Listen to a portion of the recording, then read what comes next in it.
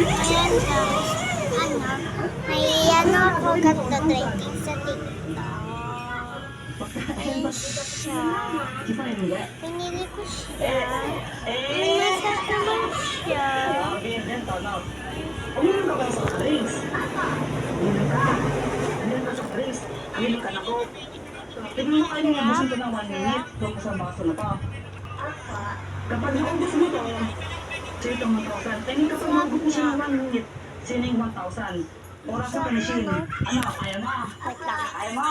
O, sige. Ano yun? Ayaw mo na manalo. Ayaw mo siya. Wala na. Uli ka. Ganto na. Kung ito eh. Gatigon mo no. Diba? Puntahan mo si tita mo, tapos papuntahin mo siya dito, sabihin mo, ipapachallenge ako sa kanya, hana?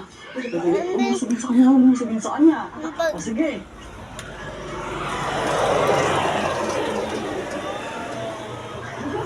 Oo.